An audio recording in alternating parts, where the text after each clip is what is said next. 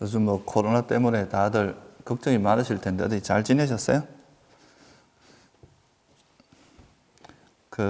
오늘부터는 지난번에 제가 이제 지난 법회 때 말씀드렸듯이 이제 이번에 사성제 책이 나왔는데요. 그 책을 물론 혼자서 이제 쭉 읽어서 공부를 해도 되는데요. 이 책이 또 나름대로 이제 많이 좀 축약이 되고 또 이렇게 정리가 된 내용이라서 혼자 읽으면서 또 부족한 부분을 좀 법회로 해서 좀 대신을 하려고 하고요.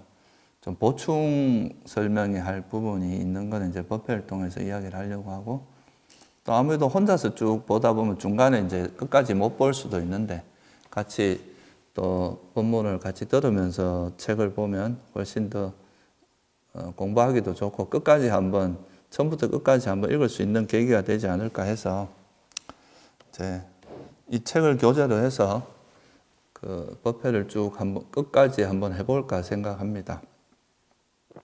또 지금까지 이제 또 우리 선언에서 하는 법회에 많이 참여하신 분들은 또 기본적으로 이래 단편적으로 들었던 이야기들이 많이 있을 겁니다.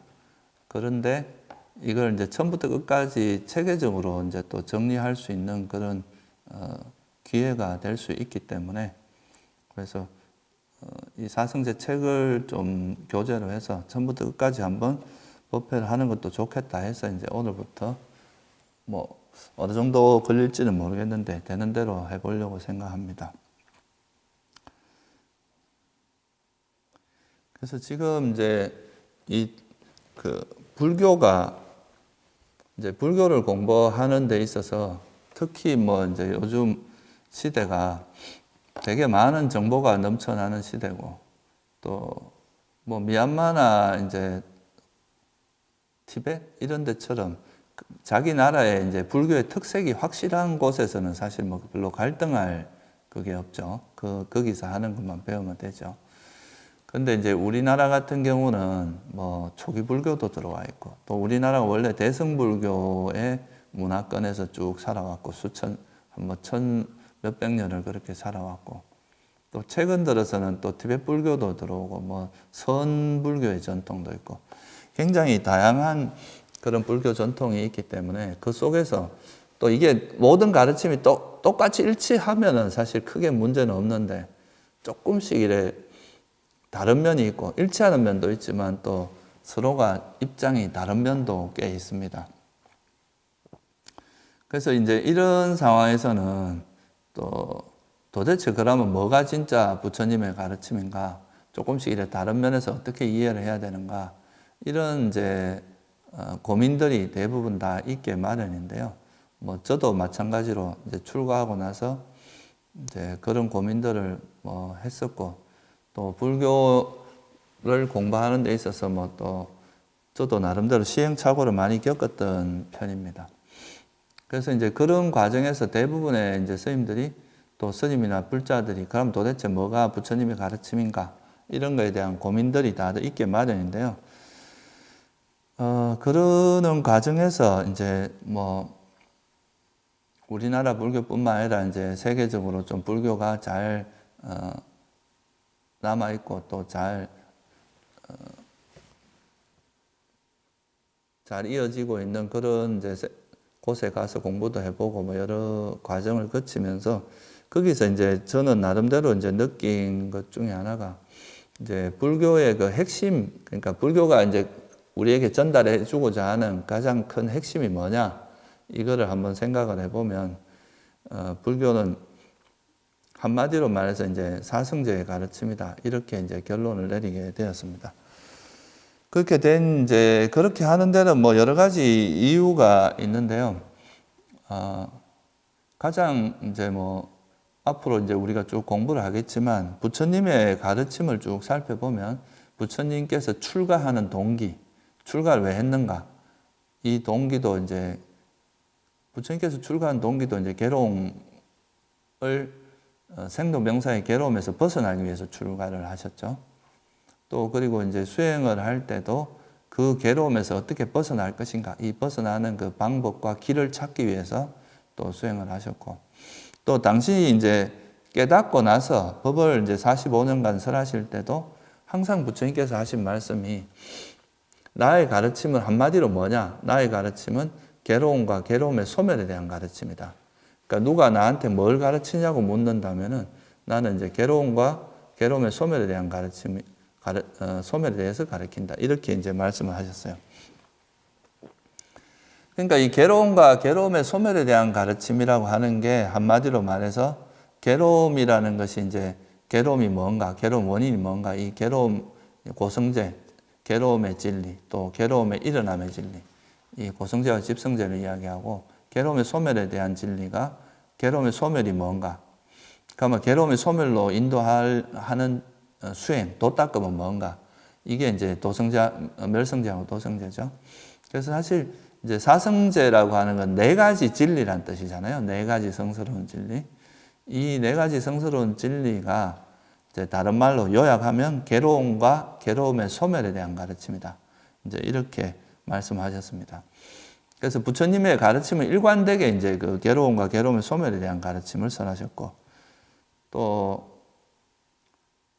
이 부처님이 또 이제 다른 가르침도 많이 설했지만 그 가르침을 이렇게 공통적으로 이렇게 바라보면 그 괴로움의 내용은 약간 이제 다른 식으로 변화를 주곤 있지만 결국은 그 가르침이 전부 다 괴로움과 괴로움의 소멸에 대한 가르침으로 이제 정리를 할 수 있습니다. 그래서 이제 경전에 보면은 그 사리불존자가 이제 부처님이 설하신 모든 유익한 법은 사성제에 내포된다, 사성제에 포함된다, 이렇게 이제 설한 말씀이 있습니다. 마치 모든 동물의 발자국이 코끼리 발자국 안에 포함되듯이 부처님께서 설한 모든 유익한 법은 다 사성제에 내포된다, 이런 이제 말씀을 하신 적도 있죠. 그래서 이제 그리고 또 우리가 지금 아까 말씀드렸듯이 이 세상에 있는 모든 전통들이 굉장히 많아요. 불교 전통들이 초기 불교, 선불교, 대성불교, 티베트 불교 되게 많은 전통이 있는데, 그런 전통의 공통 분모를 한번 생각을 해보면 그 모든 그 다른 전통에서 공통적으로 들어있는 그 가르침이 또 사성제입니다. 그래서 이런 것들을 우리가 종합해보면 결국은 이제 부처님의 가르침의 가장 정수, 핵심이라고 할 수 있는 것은 이제 사성제라고 할 수가 있고요. 이 사성제라는 가르침을 통해서 그거에 대한 다양한 해석, 그거를 어떻게 이제 이해했던가 하는 것들로 인해서 다양한 이제 부파가 나누어지고, 그게 지금 이제 여러 가지 형태의 불교가 나누어진 계기라고 할 수 있습니다. 그래서 이제 우리가 불교를 좀 제대로 이해하기 위해서는 먼저 사성제에 대한 이해가 좀 전제돼야 된다. 그러면 이제 이 사성제에 대한, 이게 불교의 어떻게 보면 뼈대에 해당한다고 할 수 있죠. 이 뼈대를 이해하면 그 다음에는 이제 다양한 가르침들을 접하면서 그 뼈대에다 살을 붙이고 이 가르침을 좀 더 풍부하게 하는 그런 방향으로 갈 수가 있겠죠. 그래서 이제 우리가 이 사성제를 공부하는 그 목적이 어떻게 보면 불교의 가장 정수이자 핵심. 그래서 이거를 토대로 해서 여기서부터 이제 불교가 이렇게 발전되어 가고 여러 시대를 변해가면서 어떻게 변화되었는가, 그거를 살펴보면 좀 불교를 폭넓게 이해하는 데 도움이 될 수 있습니다. 그리고 뭐가 불교의 이제 기준인가 하는 것을 명확히 알 수가 있죠. 그래서 이제 이 사성제라는 것이 중요한 것이고요. 그리고 이제 그래서 이제 이 사성제라고 하는 것이 좀 되게 핵심적이고 중요한 건 알았지만, 또 이거를 마땅히 우리가 이제 공부를 하려고 해도 또 아비담마나 이제 남방에서 말한 그런 아비담마나 이런데 주로 이제 사성제를 좀 체계적으로 설한 건 아비담마나 청정도론이나 이런 쪽에밖에 잘 없습니다. 근데 이거는 또 굉장히 또 이렇게 현학적인 부분도 많고, 특히 아비담마 같은 경우는 되게 너무 이론적으로 이제 완결성을 추구하다 보니까 좀 일반인들이 접근하기 좀 어려운 그런 측면이 있고요. 또 경전은 굉장히 방대하기 때문에 또 그거를 우리가 정리해서 이해하기도 쉽지 않고, 그래서 좀 경전에 근거를 하되 좀 이래 사성제를 좀 체계적으로 이해할 수 있는 그런 것이 좀 필요하겠다라는 생각이 들었고, 그래서 뭐 저도 개인적으로 공부하는 저 자신의 공부도 도움이 되고 해서 그런 것들을 기준으로 해서 이제 이 책을 쓰게 됐는데요. 그래서 제가 이제 이 책에서 나름대로 이제 전달하고 싶고, 또 부처님께서 왜 사성제를 쓰랬는가라는 부분을 좀 이 지금부터 우리가 공부하는 걸 통해서 여러분들이 좀 알면 좋겠다 생각하는 거는, 첫째, 이 사성제라고 하는 게 단순한 어떤 이론 체계고 사상, 뭐 부처님께서 뭐 만들어낸 사상이 아니라 이건 말 그대로 네 가지 성스러운 진리잖아요. 이 빨리어로 이제 진리는 사자라고 하는데, 이거는 이 세상에 있는 존재에게, 특히 이 살아있는 생명체들에 해당되는 그런 거에 대한 진리다. 이건 누구도 지혜가 있는 사람이면 누구도 거부하기 힘든 그런 진리의 가르침이라는 걸 좀 이해할 필요가 있고요. 또 그래서 이 괴로움을 소멸하기 위해서는 그러면 우리가 어떻게 이 세상을 인식하고 바라보고 통찰해야 되는가, 그런 기준을 제공해주는, 다시 말해서 우리가 세상을 바라보는 바른 관점, 그리고 바른 견해를 명확히 제시해주는 가르침이다. 그래서 이제 사성제가 제시하는 첫 번째는 세상을 바라보는, 그러니까 이 바라보는 바른 관점, 바른 견해 또는 바른 프레임을 제시한다. 그러니까 뭐가 괴로움이고 뭐가 행복이다, 뭐가 괴로움이고 뭐가 괴로움의 소멸이다라는 것을 명확히 제시하는 가르침이다 라는 거고요. 그러면 이제 이게 괴로움이고 이게 괴로움, 이게 행복이고 괴로움의 소멸이라고 알았으면 어떻게 하면 이 괴로움의 괴로움이 일어나는 원인을 제거해서 완전한 행복, 괴로움의 소멸을 실현할 것인가 하는, 우리가 이제 그런 구체적인 방법론이 또 필요하겠죠. 그죠? 그런 구체적인 방법론에 대해서 또 명확히 제시한 것이 바로 팔정도 도성제입니다. 그리고 또 괴로움이 왜 일어나는지 그 원인을 명확히 밝힌 게 집성제라고 할 수 있습니다. 그래서 이 사성제라고 하는 것은 그 수행의 명확한 방향성, 뭐가 괴로움이고 뭐가 행복이다, 이걸 알아서 괴로움은 버리고 행복을 개발하는 쪽에 그 방향성을 명확히 제시해 주는 게 첫 번째 하나가 있고요. 그러면 이제 그런 괴로움을 버리고 행복을 실현하는 그 구체적인 방법론, 그 방법론이 뭔가를 또 명확히 설한 것, 이게 바로 또 이제 한 부분이다. 그래서 사성제라고 하는 게 단순한 이론이 아니라 수행의 그런 방향성과 그 방향성에 따라서 이제 우리가 괴로움을 버리고 행복을 실현하는 그 구체적인 방법론까지 나와 있는 아주 실천적인 그런 수행 가르침이라는 거, 이거를 좀 명확히 이해하면 좋을 것 같아요. 첫째는 그러니까 이제 이 명확한 견해, 바른 견해를 이해하는 거고, 이 바른 견해를 우리가 이제 스스로 체득하기 위한 수행 방법을 터득하는 것. 이 두 가지가 이제 사성제에서 이야기하는 핵심이다. 그래서 우리가 이제 앞으로 공부를 하면서 이 두 가지가 이제 이 두 가지에 대해서 여러분들이 명확히 바른 견해를 명확히 이해하고 그걸 어떻게 우리가 체득해 갈 것인가 하는 그런 수행 방법을 명확히 알고 그걸 실천해 나가는, 그게 이제 사성제를 공부하는 목적이다. 이렇게 이야기를 할 수 있고요. 그리고 이제 이 가급적이면 우리가 주석서나 이제 이런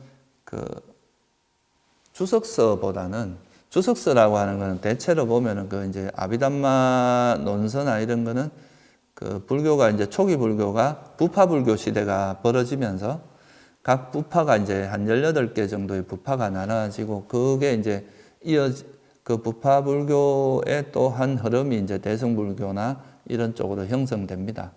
그래서 이런 논서에 너무 의지를 하다 보면 원래 초기 불교의 가르침에서 약간 이제 핀트가 어긋나는 그런 경우가 있을 수 있고, 그래서 이제 이 사성제를 이제 우리가 앞으로 공부하는 데 있어서도 가급적이면 주석서나 후대에 만들어진 그런 각 부파, 자기 부파의 우수성을 증명하기 위해서 보통 이제 이런 논서가 제작이 되는데요.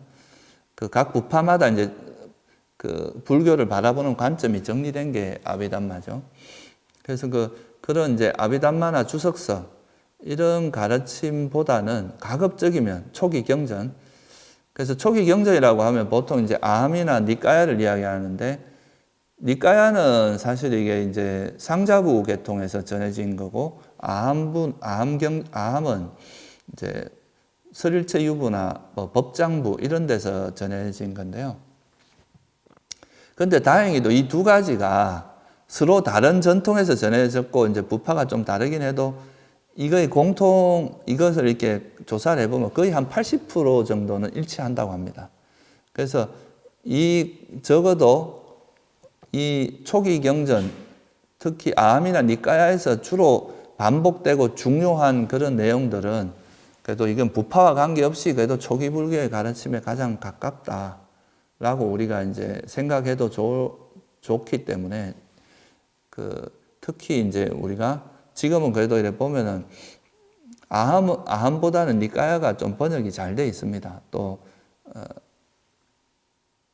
좀 더 한글화 작업이 좀 더 잘 돼 있고, 또 니까야 같은 경우는 서양에서 또 영역도 잘 돼 있어요. 그래서 우리가 좀 비교할 수 있는 그 자료도 많고 하기 때문에, 그래서 이제 이 사성제를 공부하는 데 있어서 주로 이제 주석서나 이런 것보다는 경전에서 어떻게 이제 이 가르침을 이야기하고 있는가, 이 부분에 좀 이런 관점에서 좀 접근하는 것이 좋겠다 생각해서 앞으로 우리가 이제 이 사성제를 공부하는 데 있어서 그 원칙도 가급적이면 주석서보다는 니까야에서 언급된 내용을 중심으로 좀 살펴볼 것이고요. 그런 점을 좀 이해하고 이제 같이 공부를 했으면 좋겠습니다. 제가 이거는 이제 조금 미리 우리가 이런 책을 공부하기 전에 좀 전제돼야 좀 미리 아시면 좋겠다 생각하는 걸 좀 정리해서 말씀을 드렸고요. 그런데 이제 이런 사성제를 우리가 공부하는 데 있어서 이제 이 불교는 사실 이 석가모니 부처님께서 이제 이 세상에 나시면서 설해진 가르침이거든요. 그래서 석가모니 부처님이 어떻게 이제 어떤 마음으로 또 출가를 했고 어떻게 수행을 했고, 그 부처님께서 이제 수행한 그 여정 중에서 가장 중요한 몇 가지를 살펴보면 그게 이제 우리 불교의 그 큰 틀을 이해하는 데 되게 도움이 되거든요. 결국 우리가 이제 수행도 그렇고 불교를 이해하는 모델이 가장 이제 대표적인 모델이 부처님이니까요. 그러니까 그 부처님의 이제 수행 여정을 살펴보고, 그리고 또 부처님께서 그런 수행을 통해서 깨달은 내용이 뭔가 이거를 살펴보면 그걸 통해서도 또 이게 불교라는 게 정말 이게 사성제구나 하는 거를 다시 한번 볼 수도 있고, 또 앞으로 수행이 어떤 방향으로 이제 공부를 해야 되겠다, 수행을 어떻게 해야 되겠다 하는 것도 좀 이렇게 파악할 수 있기 때문에, 그래서 이제 오늘 첫 번째 주제는 이 책에서 이제 일종의 서론이라고 할 수 있는, 그러니까 부처님의 수행 여정과 그 수행 여정에 따라서 일어난 그 깨달음, 그리고 이제 조금 더 부연하면은 이 부처님께서 수행하는 과정에서 되게 중요한 어떤 전환점들이 있습니다. 수행상에. 이 부처님 일대기를 뭐 다 설명을 하는 거는 되게 많은 시간이 소요되는데, 그 중에서도 특히 그 경전에 언급되어 있는 부처님께서 이제 수행하시면서 되게 중요한 어떤 전환점이 몇 가지가 있는데, 그 전환점을 위주로 해서 부처님께서 어떻게 수행을 하셨는지 그 수행 여정을 한번 살펴보는 걸로 오늘은 이제 시작을 하도록 하겠습니다. 그래서 첫 번째 이제 보면은 부처님께서 이제 우리가 이제 존재들이 사실은 이렇게 살아가면서 항상 이제 원하는 거는 이고덕락입니다. 그죠? 괴로움을 벗어나서 이제 행복을 얻고자 하는 이게 이제 가장 큰 것인데, 그래서 보통은 이제 사람들이 내가 원하는 것을 많이 얻으면 행복이라고 생각하죠. 그래서 많이 즐기고 내가 보고 싶은 것도 마음껏 보고, 듣고 싶은 거 마음껏 듣고, 먹고 싶은 거 마음껏 먹고, 자기가 원하는 것을 즐기는 걸 이제 행복이라고 생각하는데요. 그래서 이제 그렇게 살아가는데 부처님께서도 이제 한 나라에, 뭐 큰 나라는 아니지만 그래도 어떤 나라에 왕자로 태어났잖아요. 이제 태자로 태어났어요. 그러니까 이제 이런 것들을 얼마나 많이 누릴 수 있었겠어요. 보통 사람들이 원하는 그런 행복, 맛있는 것도 뭐 마음껏 먹고, 보고 싶은 것도 마음껏 보고, 또 아름다운 또 시녀들, 또 온갖 그 좋은 집, 그리고 뭐 원하는 거는 다 얻을 수 있는 그런 위치에서 이렇게 살았는데요. 근데 이제 이게 우리가 소위 말하는 이제 원하는 대상을 즐기는 것, 이게 이제 불교에서는 감각적인 행복이라고 하죠. 그러니까 내가 원하는 것들을 즐기는 것, 그러니까 맛있는 거 많이 먹고 원하는 거 다 즐길 수 있는 그런 것을 그러니까 부처님께서는 태자로 태어났으니까 그런 거를 얼마나 많이 이제 누릴 수 있었겠어요. 그러니까 보통 사람들이 원하는 그런 것들을 마음껏 누렸지만 이 태자가 나이가 점점 성장을 하면서 보니까 이런 것들은 아무리 이제 누려도 그 자체가 이렇게 행복하지가 않은 거죠. 뭔가 공허한 거예요. 이렇게 뭐 정말 남들이 보기에는 뭐 정말 너무나 좋은 집에서 좋은 또 시녀들도 옆에 아름답고 이렇게 자기를 도와주는 시녀들도 많고 좋은 궁전, 또 좋은 음식, 또 자기가 보고 싶은 거 다 보고 듣고 싶은 거 다 듣고 하여튼 보통 세속 사람들이 원하는 건 다 누리고 살아도 이 부처님께서는 이제 그게 마음에 이래 공허함이 채워지질 않았던 거예요. 뭔가 허전하고 이 행복이 행복하긴 하지만 뭔가 공허하고 이게 마음이 채워지지 않는 그런 것이 있었습니다. 그래서 이제 이거에 대해서 계속 고민을 하고 이거 또 이제 당신이 이렇게 보면은 뭐 그런 것도 있었지만 또 지금 현재가 이게 아무리 행복하다 해도 이게 나이가 들면서 늙어가고 병들어가고 죽는 그러니까 노병사야 그런 이제 살아서 또 일어나는 그런 이제 괴로움들 이런 거에서 벗어날 수가 없다는 걸 또 이제 조금씩 이제 나이가 들고 이 세상에 대해서 조금씩 알아가면서 그런 거에 대해서 통찰이 생기면서 아 이게 내가 아무리 현재 이 상태가 행복하다 해도 이것이 결국은 늙고 병들고 죽어가는 이것에서 벗어날 수는 없구나. 이런 걸 아무리 내가 누린다 해도 그거를 어떻게 할 수는 없구나 하는 그런 통찰을 얻게 됩니다. 그리고 그 행복 자체가 너무 공허해. 그래서 이제 이런 고민을 하던 중에 이제 부처님 당시에는 이제 이런 출가 사문들이 많이 있었습니다. 그러니까 출가를 해서 이런 세속을 떠나서 이제 뭐 어떤 그런 해탈의 길을 찾아서 공부하는 그런 이제 수행자들이 있고 그래서 부처님께서도 이런 태자 시절에 이런 이제 감각적인 행복을 아무리 누리고 해봐야 이거는 생로병사에서 벗어날 수 없고 이거로부터 생로병사라고 하는 이런 근본적인 괴로움에서 벗어날 수 있는 길을 그 궁전 안에서는 찾을 수가 없었던 거죠. 그래서 이제 어느 순간에 이제 나이가 한 29에 이제 좀 됐을 때, 이제 29이면 그래도 어느 정도 이제 세상을 보는 눈도 생기고 지혜가 생겼을 때니까 이때 이제 더 이상 여기서 내가 희망이 없다 해서 이제 출가를 하게 되죠. 출가를 결심하고 이제 출가를 하게 되는데 이게 이제 첫 번째 큰 전환점이 됩니다.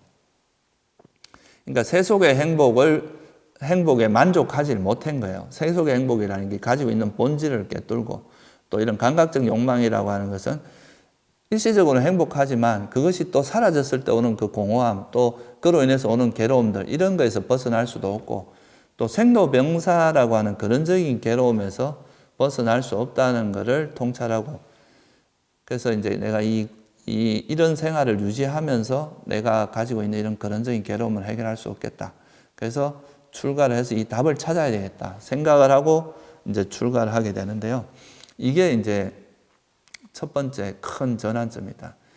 그 기존에 이미 자기가 누리고 있는 세속 사람들이 좋아하는 그 감각적인 행복, 그걸 충분히 누릴 수 있는 위치였지만 그걸 버리고 떠난 거죠.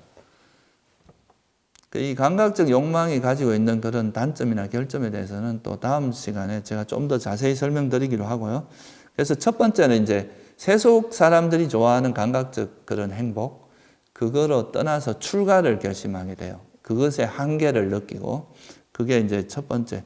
이 욕망을, 이런 감각적인 세속적인 행복을 누리는 건 저열하고 공허하고, 이거는 행복보다는 괴로움 요소가 더 많다라는 것을 통찰하고 이제 출가하는 게 첫 번째 큰 전환점입니다.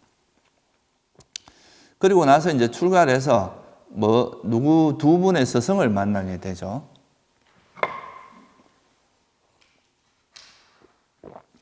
소위 말해서 이제 알라라 깔라마하고 우따까 라마뿌따라는 두 분의 스승이 있었는데요. 이 두 분은 이제 그러니까 삼매를 닦는 그것을 궁극의 목적으로 하는 그런 스승이었어요. 그런 걸 가리키는 분이었죠. 그래서 그거를 이제 우리가 무소유처나 비상비비상처 정도를 이제 닦은 분이다 이렇게 이야기를 하는데요. 근데 이거는 이제 우리가 여기서 조금 주의를 해야 될 게 뭐냐 하면은, 우리가 지금 이제 그분들이 닦은 걸 무소유처, 비상비비상처라고 이름을 붙이고 있지만, 우리가 불교에서 말하는 이제 초선, 2선, 3선, 4선 네 가지, 색계 네 가지 선정과 무색계, 공무변처, 식무변처, 무소유처, 비상비비상처의 선정, 이거는 이제 부처님께서 나중에 깨달음 얻고 나서 이제 중생들을 위해서 조금 체계적으로 정리한 건데요. 그런데 이 원래 알라라 깔라마하고 우따까 라마뿌따라 이 두 분의 스승이 가리키던 거하고 부처님이 나중에 말씀하신 거하고 100% 일치하지는 않습니다. 그러니까 부처님 말씀하신 건 나중에 이제 설명을 드리겠지만 바른 삼매, 그러니까 이거는 정견을 바탕으로 한 삼매고 삼매의 형태가 조금 다르죠. 근데 이제 이때 말하는 삼매는 그냥 어떻게 보면 대상 자체에 집중을 해서 그냥 어떤 고도의 집중력을 개발하는, 약간은 좀, 그러니까 단순히 마음을 정화한다기보다는 그 대상에 몰두함으로써 어떤 되게 이제 그 집중력의 힘에 의해서 일시적으로 마음이 깨끗해지면서 거기서 오는 행복, 그런 거를 누리는 그런 쪽으로 닦은 거다. 그래서 이름은 같다 해도 부처님께서 이제 나중에 이렇게 보니까 그분들이 닦았던 게 한 이 정도의 집중력에 해당한다. 그렇게 해서 무소유처나 비상비비상처에 이제 대칭시킬 수 있다, 배대할 수 있다, 이런 정도로 이해하시는 게 좋지 않을까 생각합니다. 그러니까 이거는 이제 외도의 삼매였고, 부처님께서 이제 나중에 정리한 거는 바른 삼매이기 때문에 이걸 100% 일치한다고 볼 수는 없지만 일단은 이제 그렇게 이해를 하고요. 그래서 이 두 분들이 닦은 게 이제 세속적인 관점에서 보면 이런 감각적 욕망에서는 벗어나서 완전히 고도로 집중된 상태에서 오는 일종의 벗어남의 행복이죠. 이것도 출리의 행복입니다. 그런 번뇌가 버려짐으로써 오는 그 행복, 감각적 욕망에서 벗어남으로써, 이게 감각적 욕망이 아닌 뭔가 고도로 집중된 상태에서 오는 이 행복이 있었는데요. 이거는 이제 사실 그때 인도 당시에 있었던 세속적인 행복 중에서, 그러니까 이 감각적 욕망의 행복과는 다른 행복이거든요. 이거는 이제 그 감각적 욕망에서 벗어나서 고도로 집중된 상태에서 일어나는 행복이기 때문에 이거는 차원이 다른 그런 행복이고, 세속에서 누릴 수 있는 어떻게 보면 극치의 행복이라고 생각할 수도 있어요. 근데 부처님께서 이걸 이제 당신도 금방 배웠습니다. 워낙 열심히 하고 이제 재능이 있는 분이니까 배워서 그걸 터득해서 보니까 이게 너무나 그 선정에 들었을 때 너무나 행복하고 좋은데, 이게 이제 그 상태에서 나와서 보면 또 막 세속 일에 휩쓸리고 뭐 이러다 보면 또 마음이 어지러워지면 다시 또 번뇌가 일어나는 그런 경험을 하신 거죠. 그러면서 이거는 그 사람들은 이게 궁극적이나 행복이라고, 이 궁극적 해탈이라고 생각하는데, 부처님께서 보시기에는 이게 이제 경전에 보면 어떻게 나오느냐 하면요. 이거는 그러니까 이제 무색계 정도에 태어나게 할 수는 있지만, 무소유처나 그런 비상비비상처럼 가는 무색계 존재로 태어나게 할 수는 있지만, 이게 궁극적으로 해탈에 이르긴 하지 못한다. 그러니까 모든 번뇌로부터 벗어난 그런 상태에 완전한 해탈에 이르지는 못한다 하는 그런 거를 이제 통찰하시게 되죠.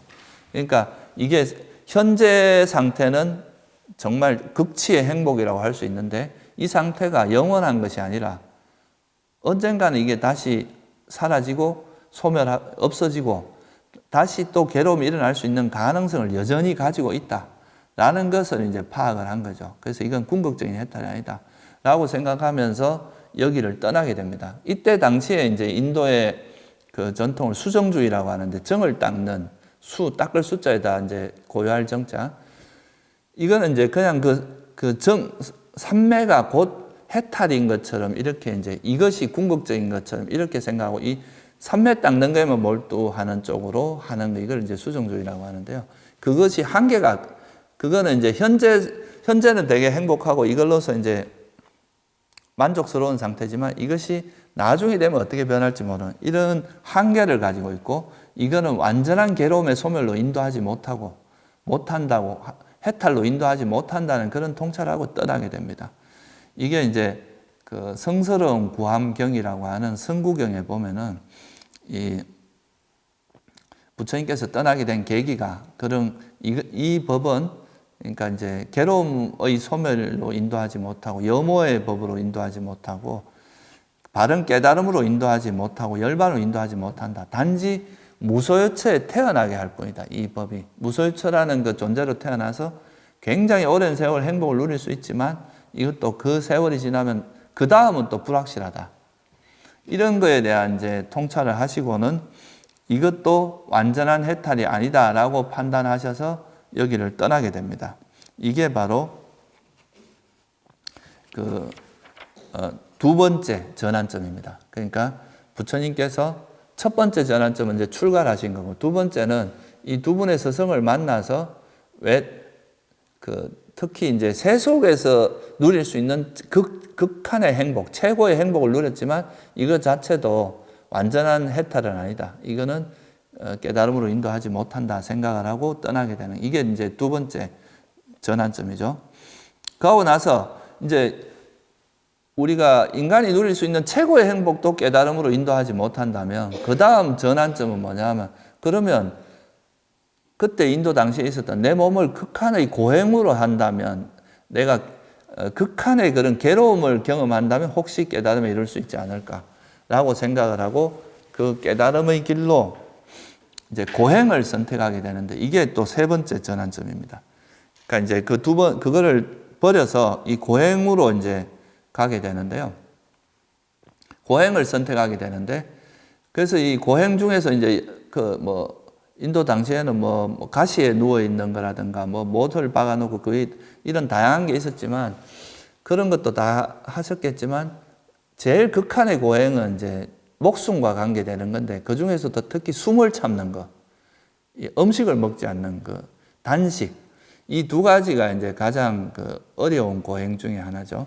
그래서 이제 숨을 극한으로 참아서 이제 숨을 우리는 한 몇 분만 안 쉬어도 당장 죽잖아요. 그죠? 그런 죽음의 극한까지 몰고 가서 이제 참고 이런 과정을 거치면서 숨을 참는 수행 고행도 해보고 또 음식을 점차 줄여서 음식을 줄임으로써 그거에 의해서 이제 우리가 몸에 에너지가 안 들어가면 음식을 먹지 않으면 점점 이제 기력이 세져서 죽을 수도 있잖아요.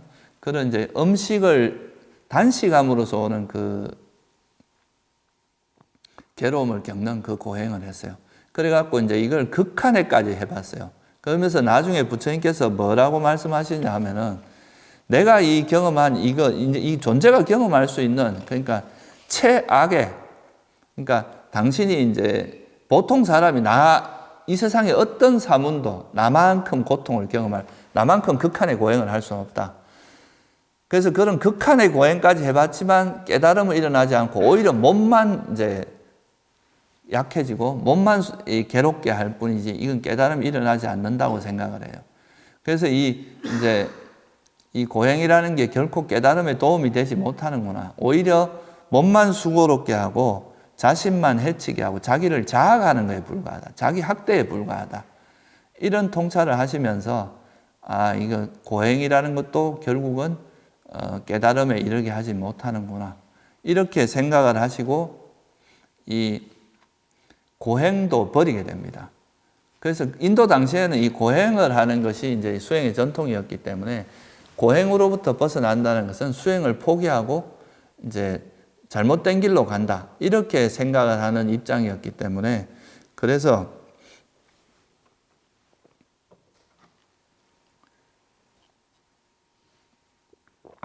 이 고행을 그만두고 갈 때 이제 같이 수행하던 사람이 저거 타락했다고 이렇게 비난하기까지도 합니다. 그래서 어쨌든 이제 이 고행을 버리고 이 고행도 깨달음에 이르는 데는 도움이 되지 않는다 생각하고 이제 이 고행을 버리고 그 다음에 이제 새로운 길을 모색하게 되죠. 그래서 지금 보면은 감각적 욕망으로 인한 그 즐거움도 버렸어요. 출가를 통해서. 또 출가해서 그 고도로 집중됐을 때 오는 그런 행복, 그 삼昧 행복이라고 하죠. 그런 행복도 누렸지만 그 행복만으로는 깨달음에 이룰 수 없다는 것도 또 알게, 극치의 행복을 누렸지만 또 고행을 통해서 극한의 행복을 누렸지만 그거에 극한의 괴로움을 경험했지만 그걸로 인해서 깨달음이 일어나지 않는다는 것도 알았습니다. 그러니까 인간이 경험할 수 있는 최고의 행복이나 극한의 괴로움을 경험했는데도 그걸로 인해서 깨달음이 일어나지 않는다는 것을 알면서 그렇다면은 뭔가 이 방법은 뭔가 좀 문제가, 지금까지 이제 그 하는 방법은 문제가 있다. 뭔가 새로운 길을 모색하게 되죠. 이전에 이제 인도에 있었던 건 다 해봤는데 그걸로 갖고는 한계가 있다는 걸 알고 뭔가 새로운 길을 모색하게 되는데 그때 이제 부처님께서 생각하신 게 이 고행을 버리는 게 이제 세 번째 전환점이라면 이 부처님께서 그때 이렇게 생각을 해보니까 당신이 어린 시절에 농경제 행사를 할 때 그 어떤 나무 아래 앉아서 이 감각적인 욕망을 이렇게 버리고 고요히 이렇게 삼매에 들었던 경험이 그게 이제 색계 초선정입니다.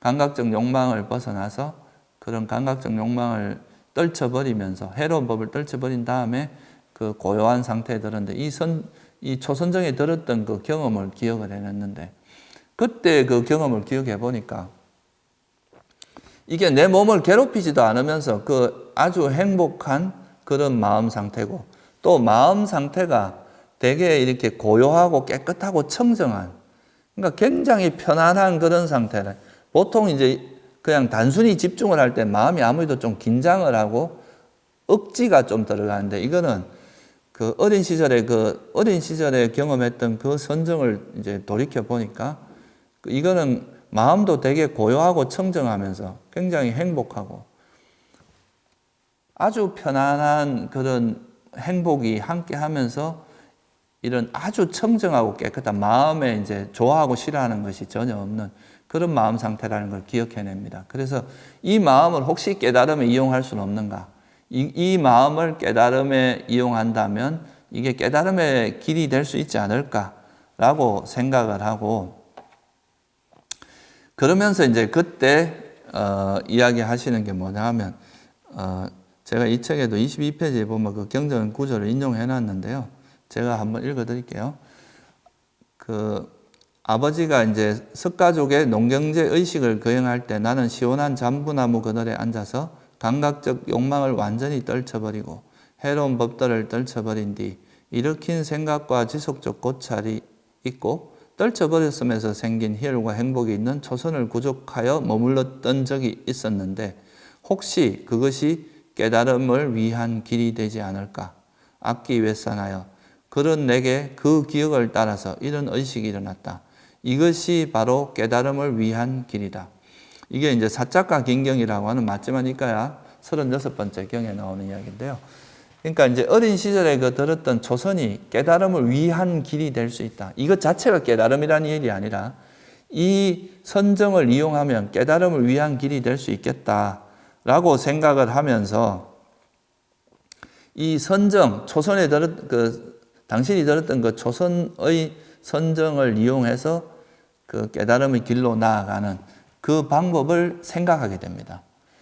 이 방법을 생각할 때 그 포인트가 이거는 뭐 경전에 구체적으로 나와 있지는 않지만 우리가 이제 합리적으로 법답게 한번 추론을 해보면 그러니까 인간이 누릴 수 있는 최고의 행복, 최선의 행복을 최고의 행복을 누려도 그거에 깨달음이 일어나지 않고, 또 극한의 괴로움을 경험했지만 깨달음이 일어나지 않았어요. 그러니까 그러면서 부처님께서 이래 볼 때, 이게 존재 자체가 가지고 있는 어떤 본질적인 결함이 있을 수도 있겠다라고 생각을 할 수 있습니다. 그러니까 존재하면서 어떤 누린 완전한 행복을 실현하는 것은 한계가 있지 않을까, 이런 생각을 하고, 자기 자신을, 그러니까 나라고 하는 존재의 본질을 관찰하는 쪽으로 마음이 이렇게 전환될 수가 있었는데요.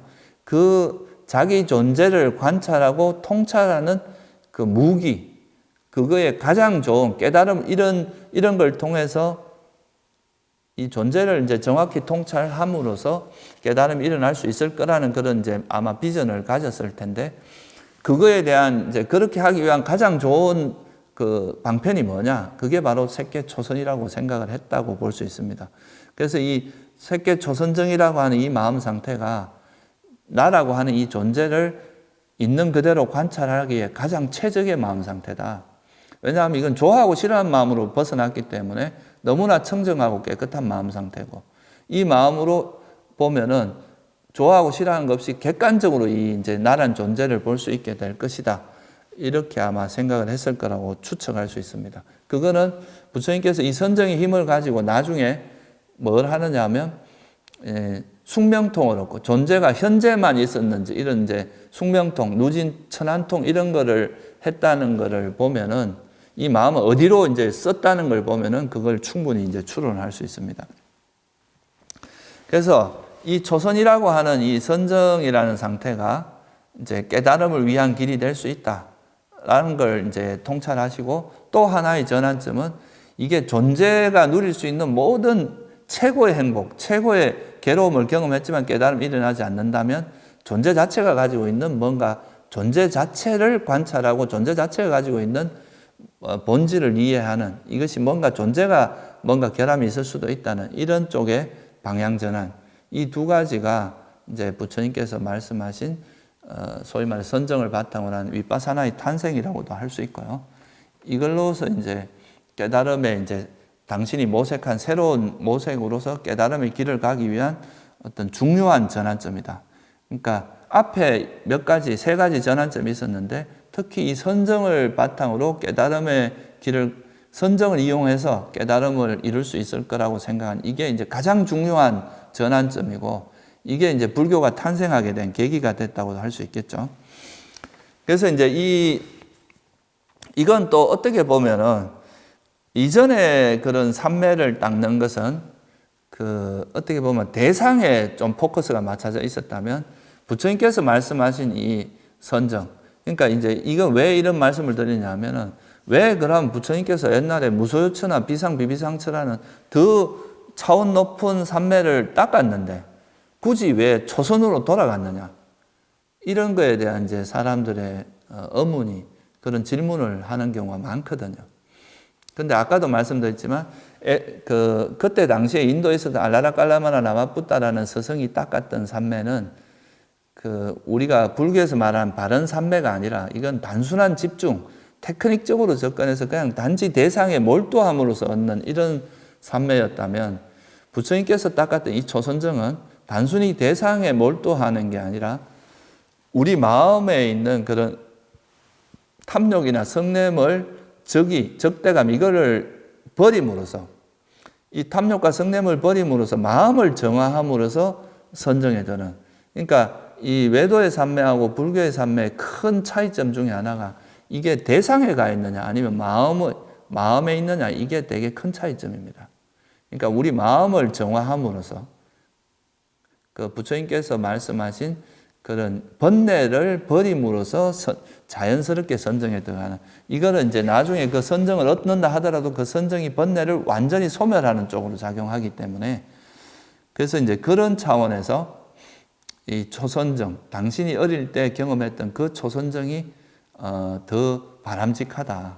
왜도 이제 알라라깔라마 라마푸타한테 배웠던 그 삼매는 되게 고도의 집중력이긴 하지만, 그 깨달음에 이른 데는 오히려 당신이 어릴 때 경험했던 그 초선정이 훨씬 더 적합하다고 판단했다고 볼 수 있습니다. 이건 또 나중에 우리가 삼매를 설명할 때 좀 더 자세히 이제 공부하게 될 거기 때문에 지금 여기서는 이 정도로 이야기를 하겠습니다. 그래서 이 초선정을 바탕으로 해서 이제 삼매를 이제 초선정에 들은 거는 5장의 요소, 감각적 욕망이나 성냄 이런 이제 해로운 법들이 버려지고 이제 초선에 들게 되고요. 초선에 들어가면 초선에서 또 그 마음에 있는 그 5가지 선의 구성 요소가 있는데 그거를 또 이게 조금씩 더 줄여 나가면서 더 고도의 삼매로 그러니까 마음을 점점 더 고요하게 만드는 과정이 있는데 이건 나중에 설명을 하기로 하고요. 이렇게 해서 이제 부처님께서 색계사선정까지 가게 됩니다. 이 색계사선정을 바탕으로 해서 이것 자체가 이제 깨달음이 아니기 때문에 이 색계사선정의 힘을 이용해서 이제 우리가 당신이 생각하는 그 의문에 대한 해답을 찾기 시작을 하죠. 이 강력한 이 선정력을 가지고 이걸 당신이 이제 당신이 의문을 가지고 있는 질문의 해답을 찾는 쪽으로 마음을 쓰게 됩니다. 그래서 첫째, 부처님께서는 이 사선정의 힘을 가지고 처음에 이 힘을 어디로 돌리느냐 하면은 이 선정에서 나와서 내가 이 존재라고 하는 것이 존재의 본질에 대해서 이제 우리가 통찰을 하려고 하는데 이 존재가 나라고 하는 현재 이 존재가 현재에만 존재하는가, 과거에도 존재했는가, 미래에도 존재할 것인가 이거를 이제 한번 살펴본 거죠. 그래서 이제 현재 나라는 이 존재가 과거에도 있었는가. 그래서 이거를 이제 돌아보게 되는데요. 이거는 이제 보통 사람은 이렇게 보기 힘들지만 이제 부처님은 색계사선정이라고 하는 이런 강력한 이런 이제 선정력이 있었기 때문에 이 마음을 과거를 기억하는 쪽으로 돌리게 됩니다. 그러니까 당신이 이렇게 이제 이게 일종의 신통이라고 하죠. 이걸 이제 숙명통. 아무리 오래된 과거라도 기억해낼 수 있는 그런 지혜, 신통이라고 합니다. 그래서 그 사선의 힘을 가지고 돌아서 이렇게 돌이켜 보니까 이 힘을 돌려 보니까 뭐가 나오느냐 하면은 과거에 이제 현재 나라는 존재가 현재만 있었던 게 아니라 과거에도 존재했고 아주 오랜 과거부터 계속 이래 존재해 왔다는 것을 발견하게 당신 스스로 알고 보게 됩니다. 이거는 어떤 이론적으로 또는 뭐 누구한테 들어서 하는 게 아니라 당신의 삼매력과 지혜의 힘으로 현재만 존재하는 게 아니라 과거부터 이렇게 존재해 왔고 이것이 계속 이어져 왔구나 하는 것을 이제 알고 보게 됩니다. 그래서 지금 현재만 있는 게 아니라 과거부터 이렇게 이어져 왔다는 걸 보게 되고 두 번째 또 색계사선정에 들었다가 나와서 그 청정하고 고요하고 그런 깨끗하고 집중된 이런 마음을 바탕으로 해서 그렇다면은 과거부터 이렇게 과거에도 존재했고 현재에도 존재하고 이렇게 존재가 계속 이어져 왔다면 왜 이렇게 사람들, 존재들이 죽고 태어나고 하는 이거의 원인은 뭔가? 왜 이렇게 되는가 하는 것을 이제 보게 되는데 이게 바로 천안통입니다. 그러니까 왜 중생들이 죽어서 어떻게 태어나고 또 죽어서 어떻게 태어나는 이 과정을 보게 된 거죠. 과거에 이렇게 존재들이 있었고 이거는 이제 숙명통을 통해서 알게 됐는데 다음에는 이 존재들이 죽어서 어떻게 태어나는 이 과정을 보게 되는데 이게 업의 결과로서 태어난다는 것. 이런 거를 이제 통찰을 하게 됩니다. 그래서 이 숙명통과 천안통을 통해서 이 존재 자체가 계속 끊임없이 윤회를 하고 있고 그 윤회의 원인은 가래와 업이라고 하는 그러니까 집착과 업이라고 하는 이런 조건에서 태어난다는 것을 당신 스스로의 힘으로 알고 보게 됩니다. 이게 이제 굉장히 큰 통찰이 되는 거죠. 그리고 나서 이제 이렇게 되고 나니까 이제 그 다음에는 뭐를 알 수 있는 나라고 하는 존재가 현재만 존재하는 게 아니라 과거부터 이렇게 윤회해 왔고 또 죽고 태어나고 하는 것이 어떤 그 조물주에 의해서 탄생되는 것도 아니고 그렇다고 또 우연히 태어나는 것도 아니고 과거에 내가 살면서 일으켰던 그 의도적 행위, 업이라는 것과 그 다시 태어나고자 하는 집착 이 두 가지가 결합해 이 두 가지 조건에 의해서 태어났다가 죽고 또 태어나서 죽고 하는 이 과정을 이제 숙명통과 천안통으로 보고 나니까 이 존재 자체가 태어난 존재는 조건에 의해서 만들어진 거기 때문에 조건에 의해서 가래와 업이라고 하는 조건에 의해서 형성된 만들어진 것이기 때문에 태어난 존재는 죽을 수밖에 없구나. 소멸될 수밖에 없구나 하는 그거를 이제 발견하게 됩니다. 그래서 보통 사람들은 이 완전한 존재가 되고 싶어 해요. 그러니까 뭔가 영원히 행복하게 사는 그런 완전한 존재가 되고 싶어 하는데 부처님께서 이제 이런 선정을 바탕으로 해서 숙명통과 천안통으로 이걸 당신 스스로 직접 보니까 존재 자체가 그냥 윤회하고 이건 조건에서 태어난다는 것을 발견하신 거죠. 그러니까 그 말은 뭐냐 하면 태어난 존재는 죽을 수밖에 없고 존재 자체가 불완전하다. 그러니까 태어난 존재는 죽을 수밖에 없다는 무상하다는 의미고 무상한 것은 또 불확실하잖아요. 이게 이제 현재 상태가 영원할 수가 없다는 거잖아요. 영원할 수 없다니까 이거는 이제 이 자체가 불만족스럽고 불완전하고 불확실하다. 그러니까 태어난 존재는 이미 죽을 수밖에 없기 때문에 이 태어난 존재가 태어나서 완전한 행복을 실현하는 것 자체가 불가능하다는 이야기죠. 그래서 이것을 명확히 통찰하면서 존재 자체가 불완전하고 괴로움이구나. 이게 바로 고성제입니다. 그러니까 부처님께서 이제 이걸 통해서 고성제를 깨닫게 되고 그러면 존재가 왜 태어나는가? 이 태어나는 그 이유를 살펴보니까 가래 때문이더라. 가래를 바탕으로 업을 짓고 그 업에 의해서 태어나더라. 그래서 근원적으로 이제 집착, 가래를 조건으로 태어난다. 이거를 이제 밝혀낸 게 집성제입니다. 그러니까 괴로움이 일어나는 원인이 집성제, 그 가래다. 그러면 이 가래가 완전히 소멸하면은 가래를 조건으로 태어나니까 가래가 소멸하면 더 이상 윤회가 일어나지 않고 그로 인해서 태어나는 것 자체가 괴로움이기 때문에 태어나는 것 자체가 불완전하다는 거예요. 이미 죽을 수밖에 없기 때문에 이 자체가 완전하지가 않다. 그래서 이것 자체를 가래가 소멸하면 더 이상 태어나지 않고 그것이 태어나지 않으면 괴로움이 일어날 일이 없단 말이에요. 그죠? 그러니까 그게 괴로움의 소멸, 완전한 소멸. 그거를 이야기한 게 멸성제입니다. 그러면 이 가래를 어떻게 버릴 것인가? 이 가래를 버리는 방법은 왜 가래가 일어나냐? 어리석기 때문이라는 거죠. 그러니까 어리석기 때문이니까 이런 진리를 이해하고 그 진리에 따라서 세상을 이해하고 바라보고 사유하고 말하고 행동하고 생계를 이어가고 또 그 노력하고 집중하고 기억하고 집중하는 이런 과정을 통해서 이 존재 자체가 원래 불완전하다. 이 존재 자체가 태어난 존재는 완전할 수 없다. 불완전하다는 걸 통찰하면 그게 이걸 통찰하면 이제 근데 보통 사람들은 이걸 모르기 때문에 이제 이런 것들에 대한 집착이 일어나기 때문에 이거를 깨뚫어 아는 그것이 바로 이제 그렇게 함으로써 이 존재 자체가 불완전한 것을 깨뚫어 알면 이런 진리를 깨뚫어 알면 집착이 버려지고 그로 인해서 우리가 가래를 버릴 수 있겠구나 하는 것을 체계적으로 당신이 수행한 바대로 정리한 게 바로 팔정도입니다. 그래서 이렇게 이제 통찰하는 건 지혜고 이걸 위해서는 선정이라고 하는 삼매가 바탕이 돼야 되고 이 삼매를 닦기 위해서는 계를 잘 지켜야 된다. 그래서 요 세 가지를 정리해서 8가지 요소로 정리한 게 팔정도고 도성제입니다.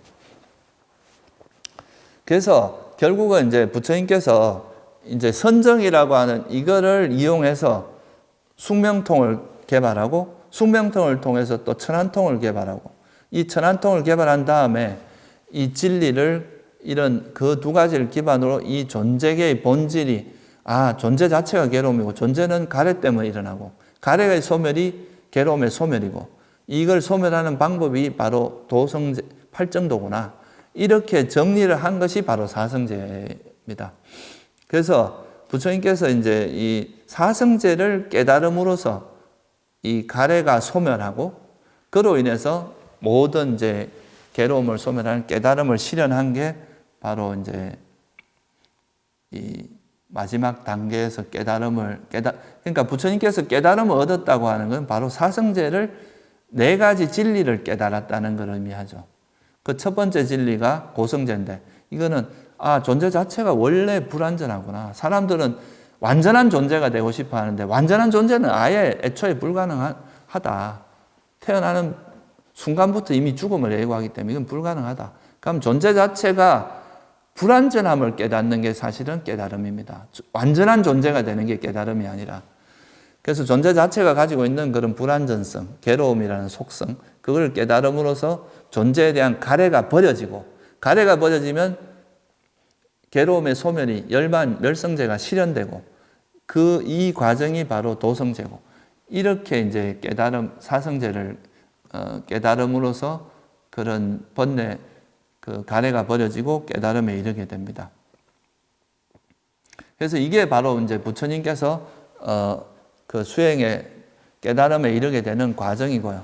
이 과정을 통해서 당신이 깨달은 진리가 바로 이제 사성제이기 때문에, 그래서 이 당신이 이제 깨달은 후에 이 다른 존재들도 깨닫게 해주기 위해서는 이제 당신이 깨달은 진리를 모르기 때문에 사람들이 그 현상계 존재에 대해서 집착을 하고 이 세상에 집착을 한다는 걸 발견했기 때문에 이 당신이 깨달은 진리, 이게 이렇게 세상은 사성제의 눈으로 바라보는 것이 바른 견해다. 그래서 사성제에 대한 지혜가 바른 견해고, 이 바른 견해를 계속 바른 견해에 따라 세상을 바라보고 사유도 하고 말도 하고 행동도 하고 그 다음에 이제 생계도 항상 이 사성제를 기반으로 하고 노력하고 사성제를 터득하기 위해서 노력하고 그 다음에 그걸 잊지 않으려고 기억하고 또 삼매를 닦음으로써 또 그 삼매 힘을 통해서 이걸 더 깊이 이해하고 이런 과정을 통해서 이 사성제가 체득되도록 하는 그 메커니즘을 만든 게 바로 팔정도라고 할 수 있거든요.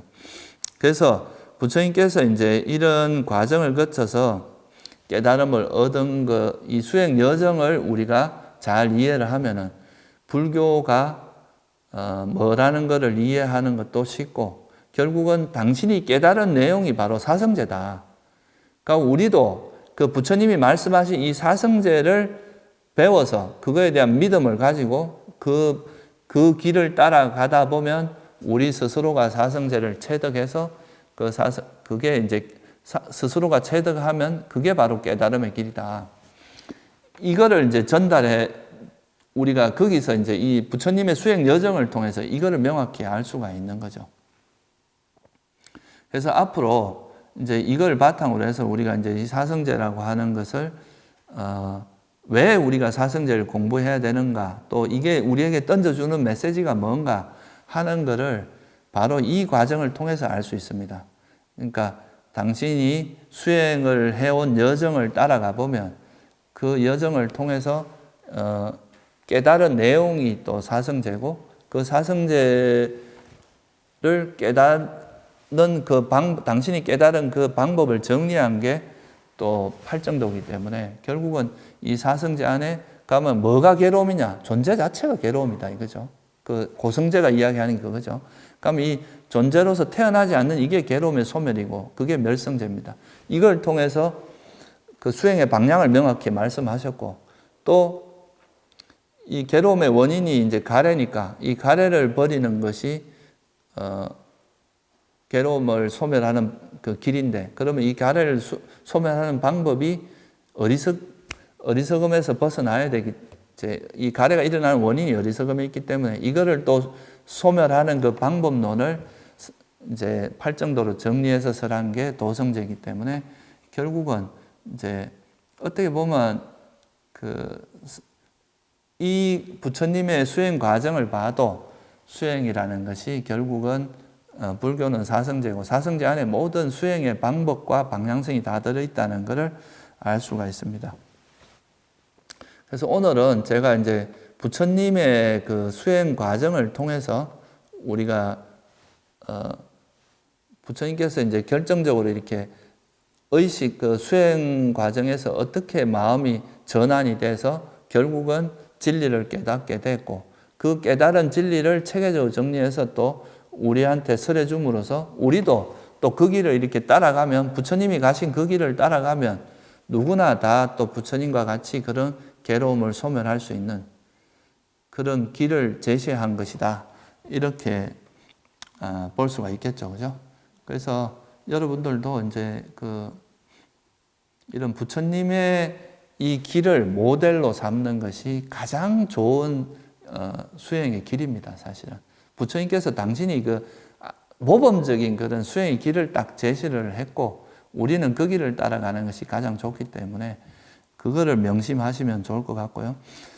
요거는 제가 이제 약간은 이제 부연해서 좀 설명을 드리자면, 실제 이제 이게 경전에 보면 부처님께서 이제 당신의 수행의 길을 이렇게 정리해서 수행의 단계를 체계적으로 정리한 경전이 한 10개 정도 됩니다. 제가 이렇게 조사를 해보면. 근데 그 10가지 중에 공통으로 이제 그 프로세스가 있어요. 그 과정이. 그 첫 번째는 뭐냐 하면은 공통으로 들어있는 거를 제가 좀 뽑아서 이야기를 해보면, 첫째는 신심입니다. 삼보에 대한 신심. 여기서 말하는 신심은 뭐냐 하면, 부처님께서 깨달은, 우리가 이제 수행을 하는 거 스스로 깨달으려면 굉장히 많은 시행착오를 겪어야 되니까, 부처님이 말씀하신 이런 사성제라고 하는 또 진리의 가르침을 듣고 배워서 그 법에 대해서 신심을 일으키는 거죠. 이게 이 법을 따라가면 나도 깨달음을 얻을 수 있겠다라고 믿는, 이게 이제 첫 번째입니다. 믿고 따라야 돼요. 그 다음에는, 그러니까 이제 이 사성제의 구조가 계를 지키고 선정을 닦고 이제 그걸 통해서 지혜를 개발해서 깨달음이 이런 이 과정인데, 이 선정과 지혜라고 하는 이 두 가지가 되게 이제 핵심 포인트거든요. 근데 이걸 닦기 위해서 뭐가 필요합니까? 계를 지켜야 되니까, 신심 다음에 뭐가 나오면 계를 지키는 게 나와요. 계를 잘 지켜라. 계목을 잘 지켜라. 그러니까 이제 세속계 같으면 5계를 잘 지키고, 스님들은 이제 비구계를 잘 지키는 거죠.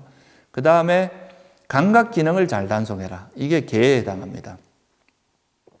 그 다음에는 우리가 이제 수행을 하는데, 일상이나 좌선이나 이제 자선을 하거나 걷기 수행을 하거나 항상 깨어 있어라. 깨어 있음에 전념해라. 그게 이제 좌선할 때는 호흡 수행하고, 일상에서는 뭐 걷기 수행이나 일상에서 닦는 수행, 그런 수행을 통해서 계속 깨어 있음을 전념하면서 이제 항상 그런 수행을 하다 보면 일상 속에서 뭐가 이루어지냐면 오장애가 버려집니다. 그러면 그 오장애가 버려지면서 선정에 들고, 선정에 든 다음에 선정 후에 그 반조, 조사를 통해서 깨달음에 이르는 이 과정이 제가 지금 말씀드린 한 10가지 경전에 지금 거의 공통으로 들어있습니다. 그러면 이건 뭘 의미하느냐 하면은 부처님이 수행하신 그 메커니즘하고 거의 비슷해요. 그걸 모델로 해서 조금 더 체계적으로 정리한 거다. 이렇게 말할 수 있기 때문에 결국 이제 이런 수행을 하는 데 있어서 첫 번째는 우리가 스스로 하는 것도 있지만 부처님이 설하신 이 사성제라고 하는 이 법을 처음에는 배워야 됩니다. 배우고 그 배운 바대로 처음에는 뭐 이제 지식으로라도 배우고 그 법에 따라서 그 법에 대한 신심을 가지고 그거를 실제로 자기가 실천해 나가다 보면 스스로 체득해 가는 이 과정으로. 그러니까 부처님은 이제 이런 누구한테 들을 수 없으니까 스스로 찾아간 거지만 우리는 부처님이 법을 설했기 때문에 그 법을 듣고 따라간다면 좀 더 쉽게 또 훨씬 빠른 시간에 시행착오를 적게 겪고 갈 수 있기 때문에 그거를 이해하시면 될 것 같습니다. 그래서 오늘은 제가 이제 서론으로서 이제 부처님의 수행 여정을 가지고 간단히 설명을 드렸는데 다음 시간부터는 이제 제 1장 괴로움과 행복, 그러니까 괴로움이 뭐고 행복이 뭐라는 것에 대해서 먼저, 불교는 이제 괴로움과 괴로움의 소멸에 대한 가르치기 때문에 결국 괴로움과 행복에 대한 정의가 가장 중요하거든요. 그래서 거기에 대해서 공부해 보도록 하겠습니다. 네, 오늘은 여기서 마치도록 하겠습니다.